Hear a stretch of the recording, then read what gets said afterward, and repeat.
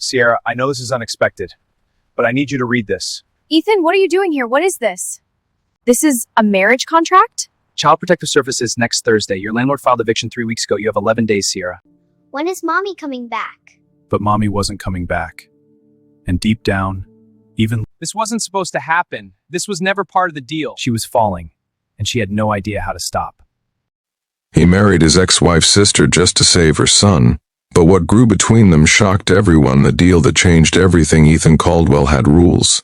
He didn't mix business with emotion. He didn't look back. And he absolutely, under no circumstances, made promises he couldn't keep.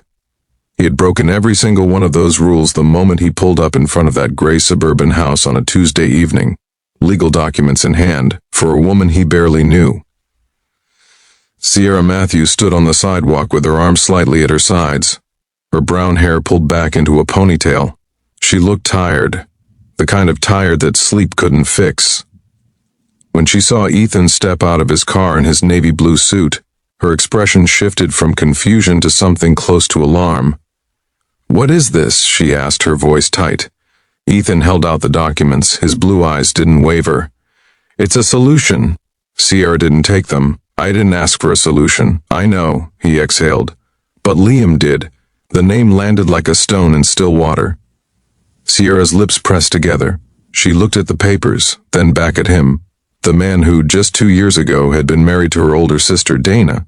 The same Dana who had walked out of their lives 6 months ago, leaving behind a divorce, a mountain of debt, and one 7-year-old boy with curly brown hair and eyes that asked questions his mouth never could. Sierra snatched the documents from his hands. She read the first page, then the second. Her eyes stopped halfway down. "You can't be serious," she whispered. Ethan's jaw tightened. "Child Protective Services is scheduled to visit next Thursday. Your landlord filed the eviction notice 3 weeks ago. You have 11 days, Sierra. 11 days before they decide Liam is better off in foster care." He paused. "I'm serious." She looked up at him. Her hazel eyes were sharp, angry even. But underneath the anger he saw it. The thing she was trying so hard to hide. Fear. That night, after Liam had fallen asleep on the living room floor with his colorful toy dinosaur still clutched in one little fist, Ethan sat on the edge of the couch and watched him. The lamp in the corner cast a warm amber glow over the boy's curly hair. His chest rose and fell with the slow, peaceful rhythm of deep sleep. Something moved inside Ethan's chest. Something unfamiliar. He had never wanted children. Or at least that's what he'd told himself through 3 years of a marriage that had slowly cracked apart from the inside. Dana had wanted everything. The career, the status, the freedom. She had not wanted the ordinary weight of someone else's needs.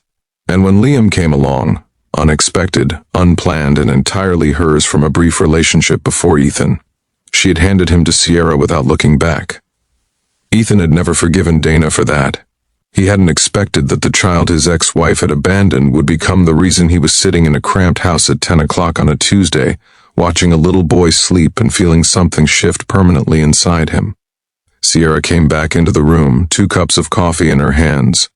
She set one in front of him without a word and sat on the opposite end of the couch. The sleeping boy was between them. "Why are you doing this?" she asked quietly. No anger now, just the question, bare and honest. Ethan wrapped both hands around the warm mug. "Because Dana walked away from him, and I know what it feels like when someone walks away." He didn't look at her. No kid should feel that. Sierra stared at him for a long moment, then she looked at Liam. "It's just on paper," she said finally. "Right?" "Right," he nodded. 6 months, long enough for you to stabilize, get back on your feet, show CPS a stable household, then we file for quiet dissolution, no drama. And you get nothing out of this." It wasn't quite a question. He answered it anyway. "I get to know he's okay." Silence stretched between them. Outside, a car passed slowly. The lamp flickered once. "Okay," Sierra whispered. The courthouse was cold and impersonal in the way that only government buildings manage. Marble floors, fluorescent lights, the faint smell of paper and consequence. Sierra stood beside Ethan on the front steps afterward, both of them holding copies of the signed documents. The blue tie he'd chosen that morning caught the wind for a moment. She had expected to feel strange. Hollow, maybe. Instead, she felt something she couldn't quite name. Something adjacent to relief, but heavier than that. Like a door closing on one life and another one swinging open, unlit and unknown. Ethan glanced at her. "You okay?" "Ask me in 6 months," she said. He almost smiled. Almost. The argument started on day 4. It wasn't a dramatic explosion. It was the quiet, grinding kind that builds when two people with completely different rhythms are suddenly sharing a kitchen at 7 in the morning. Ethan was structured, precise, the kind of man who had a specific place for everything. Sierra was the opposite. Creative, scattered. Someone who cooked by instinct and left cabinet doors open, and thought silence was something that needed filling. One evening she came into the kitchen to find him reorganizing the shelf she'd stocked that afternoon. She stopped in the doorway. "Are you seriously rearranging my groceries?" He turned, completely calm. "The soup goes on the second shelf, eye level, so Liam can help himself." "I know where the soup goes. Clearly not because, Ethan." Her arms crossed, her voice was steel. "I've been taking care of Liam for 2 years without your shelf system. I think we're fine." He put the can down, turned to face her fully, and then something strange happened. Instead of doubling down, his expression shifted. He looked at her, really looked, at the dark circles under her eyes, at the way her shoulders were carrying weight they'd been carrying for too long. "You're exhausted," he said quietly, without judgment. The anger drained out of her so fast it almost scared her. "I'm fine," she said, but it came out wrong, too soft. "You haven't slept a full night since I moved in."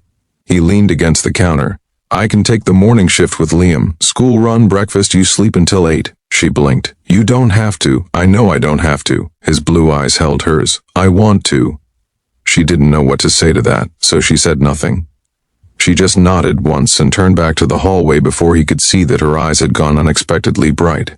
6 weeks in, Liam called him Dad. It happened at the park on a Saturday afternoon, completely without warning. Ethan had been pushing the boy on the swings, higher and higher, while Liam shrieked with laughter, his curly hair flying. Then Liam looked back at him with pure, uncomplicated joy on his face and shouted, "Again, Dad!"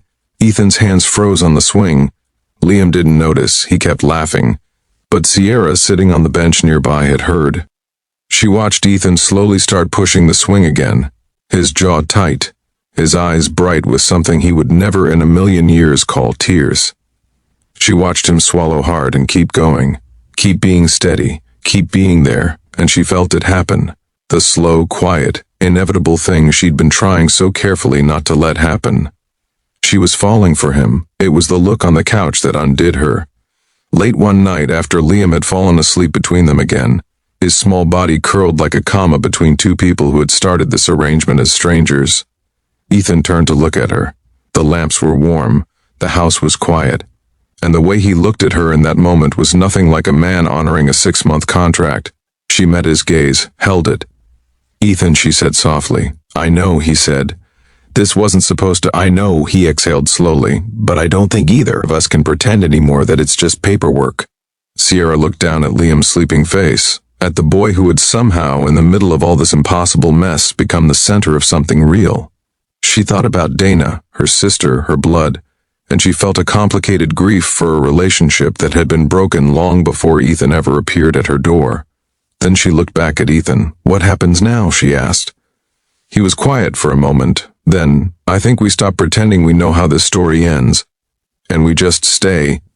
The CPS visit went smoothly.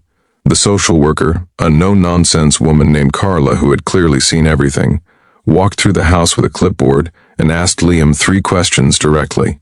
Liam answered all 3 without hesitation. Yes, he felt safe. Yes, he had enough to eat. Yes, he was happy. When Carla asked Liam who his family was, the boy thought for exactly half a second. "Sierra," he said, "and Ethan." Carla wrote something on her clipboard. She didn't smile, but her eyes softened. She closed the case as resolved.